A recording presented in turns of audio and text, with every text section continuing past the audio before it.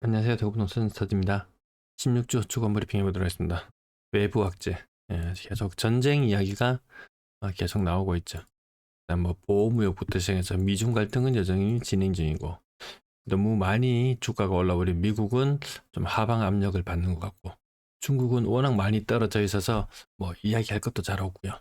외부 악재, 우리가 굉장히 취약하다라는 것을 지난주 금요일에 한번 느껴봤고요. 내부 악재, 총선 끝나고 나니까 이제 줄줄이 터져 나옵니다. 총선 이후에 당장이 물가가 마구잡이로 오르기 시작합니다. 그 전에 억눌러 놨던 건, 자, PF 마구 억눌러 놨던 것 이제 문제 불거지기 시작할 거고요.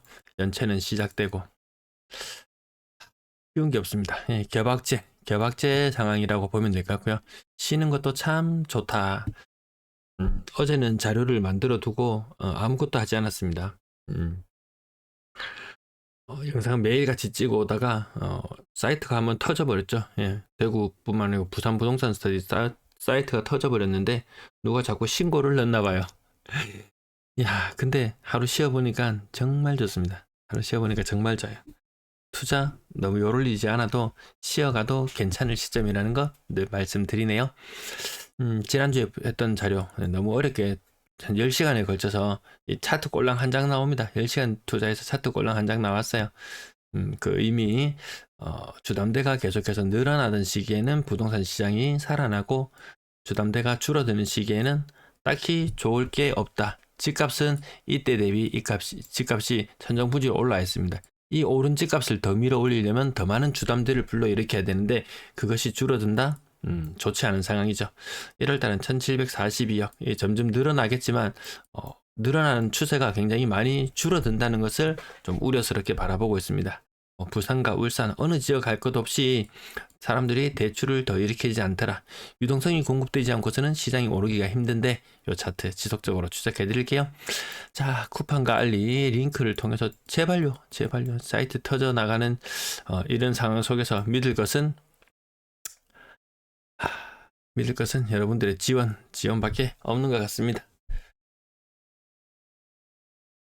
자, 매수의 지수는 이거 뭐 동조화되고 탈동조화되고 그 흐름만 살펴보려고 합니다. 상황이 조금 낫다고 하는 즉도 20 수준, 상황이 안 좋은 것은 10 수준.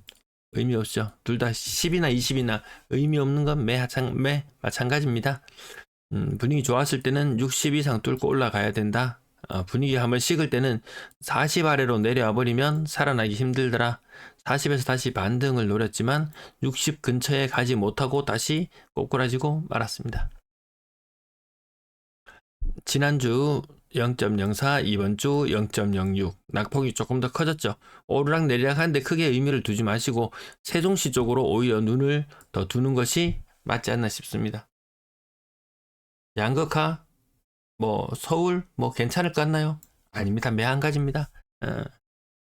간밤에 엔비디아 엔비디아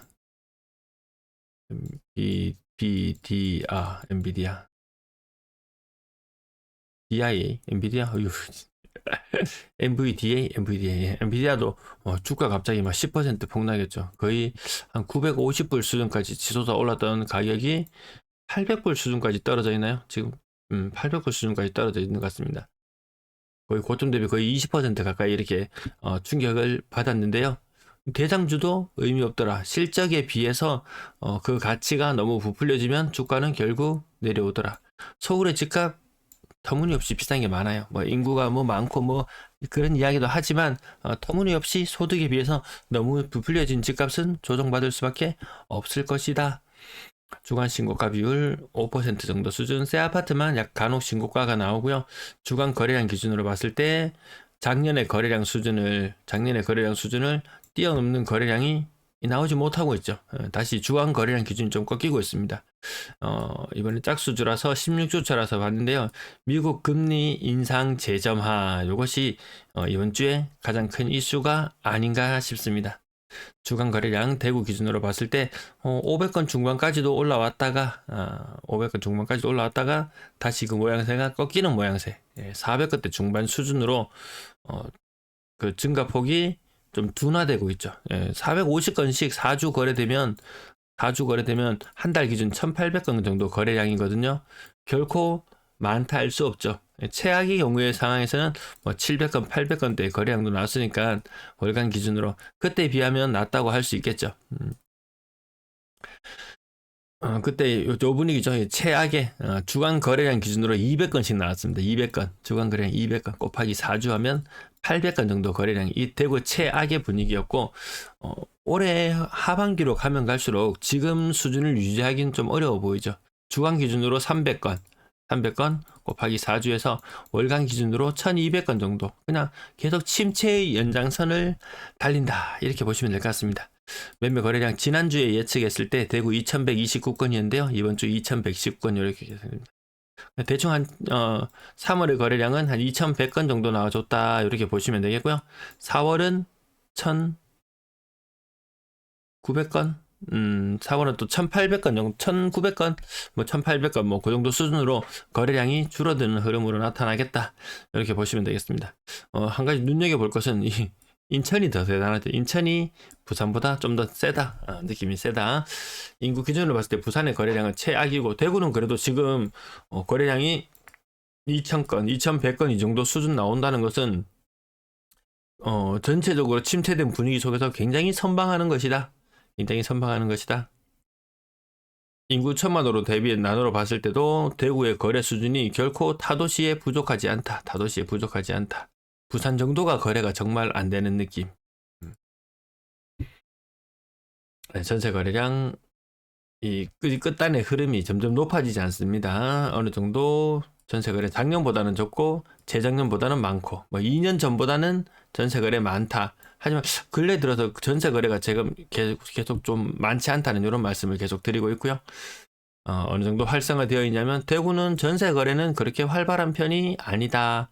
매매는 그나마 조금 되었지만 전세 거래는 그렇게 활발하지 않다. 전세 매물은 많다. 그래서 집값이 오르기 힘들다. 이렇게 공식처럼 말씀을 드리고 있는 부분이 되겠네요. 매물 살펴보시면은 부산도 조금 꺾여 내려왔죠. 계속 대구도 근래 들어서 매물이 좀 정체되고 약간 줄어드는 느낌인가요? 어느 정도 정체되어 있는 느낌. 인천도 정체. 다른 인구 100만대의 광역시들도 보면 늘어나네요. 대전은 늘어나고, 대전이 한동안 분위기가 좀 좋았었거든요. 요맘때 이렇게 갈 때 대전이 가격 상승이 좀 많이 동반되어서 나타나고요. 가격이 또 오르니까 또 매물이 바로 튀어오릅니다. 가격이 지금은 조금만 오르면 사람들이 팔려고 마구잡이로 내놓는 그런 시장 분위기로 보시면 되겠습니다. 그나마 내놓는 것도 안 팔려서 문제입니다. 인구 1000만으로 환산했을 때 대구 1위 자리 여전히 고수하고 있다. 인구 대비로 봤을 때 매물이 많다. 이것이 다 해소되어야만, 어느 정도 해소되어야만 다시 뭐 상승을 이야기하건 방향성의 전환을 이야기하건 할 텐데요. 그러기에는 너무 많다라는 말씀. 네, 전세 매물 대구는 9,500개 수준 계속 유지하고 있습니다. 연초 대비 뭐 크게 변화 없는 그런 상태. 연초 대비 부산은 좀 많이 줄어들었고, 인천도 줄어들었고, 그나마 좀 거래량이 튀어나온다 하는 지역들은 전세 매물이 좀 줄어들었는데 대구는 그마저도 변동이 별로 없더라. 근래 들어서 매물이 조금 줄어들긴 있습니다. 늘어나다가 약간 줄어들긴 했고요. 인구 1000만으로 환산했을 때 여전히 대구가 1등 자리. 네, 이 정도까지 말씀드릴게요. 시청 감사합니다.